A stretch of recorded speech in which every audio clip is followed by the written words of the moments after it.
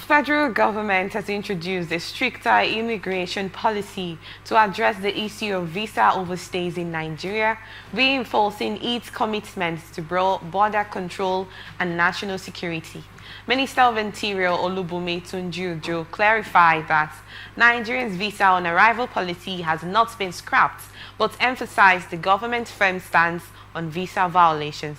Tunji-Ojo announced that foreign nationals who exceed their visa duration by 3 months will face a 5-year entry ban, while those who remain illegally for a year will be barred from re-entering Nigeria for 10 years.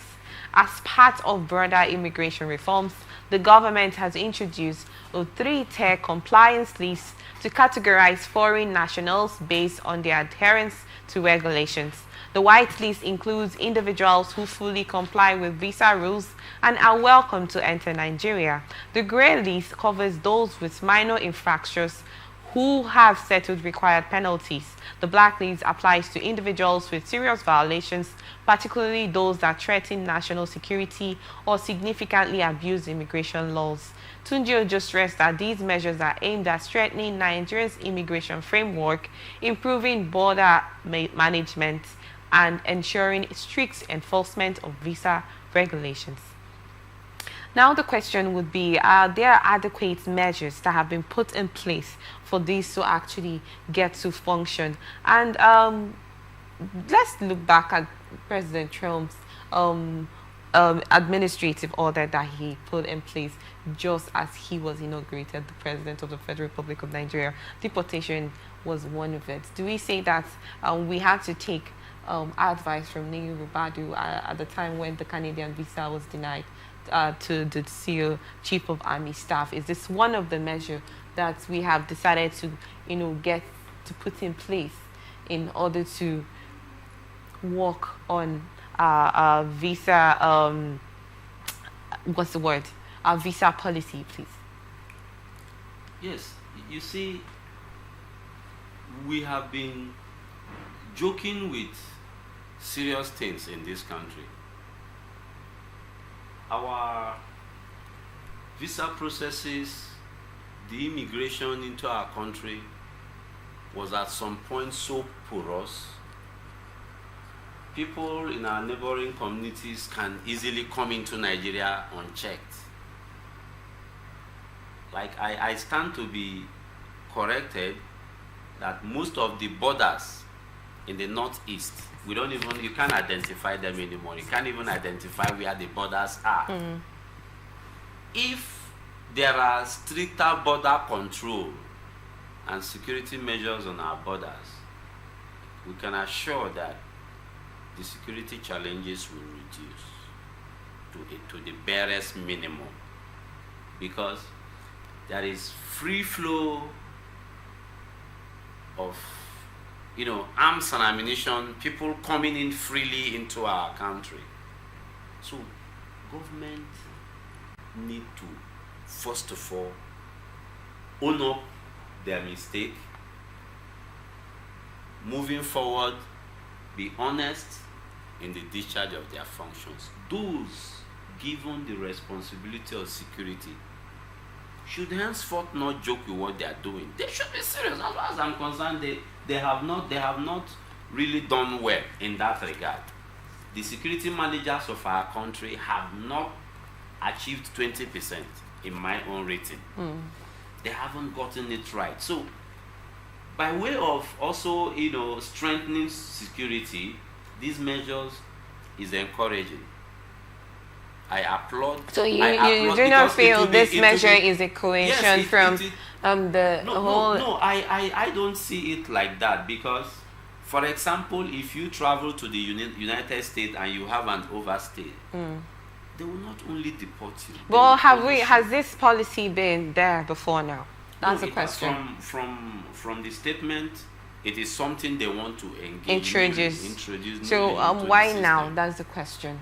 Maybe they are beginning to wake up. Maybe they are beginning to see reasons. Maybe they are beginning to understand and see how smaller countries of the world, countries that Nigerians are better off, countries that this country Nigeria can take care of, they treat Nigerians anyhow out there because few of us have taken to the part of the underworld. Few Nigerians have engaged themselves in crimes that are painting the nation black. That's why wherever you flaunt your green passport, you are given a code. Okay, thank you, Barrister Ndamdi. I will not dispute that this is a welcome development. But like I stated, what are the measures that have been put? Because if we look at it, the economy is going to get affected because we have foreign investors in this country. And in that instance where they are not able to meet most of these demands, what is the way forward in that? Will businesses, people that have partnership with foreign investors not crash? Would that not affect excuse me, would that not affect the economy? See, even the foreign investors understand that ethical standards must be met. If I am relocating abroad as an investor, I will first of all look at what does the law of that country say about immigrating as an investor. What is the basic requirements? You need to look at all that. What is the minimum required funds? Okay. What is the type of visa? How many years will I get as an investor? Am I going to get a permanent resident? Am I going to get maybe 5 years renewable? You need to check all that. And you also need to check how long you have to stay in that country if your visa expires.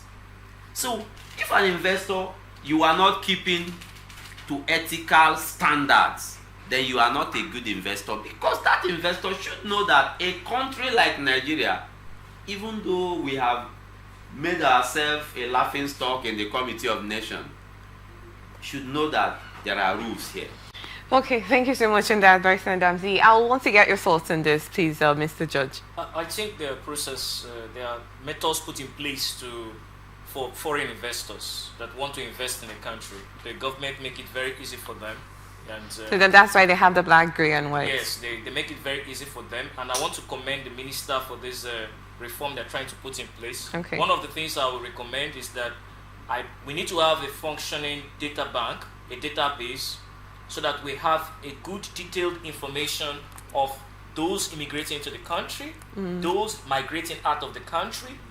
And as our distinguished guest said, our borders are porous. Yes. I don't want to talk so much about that. But a country without border is no country at all. Border security is national security.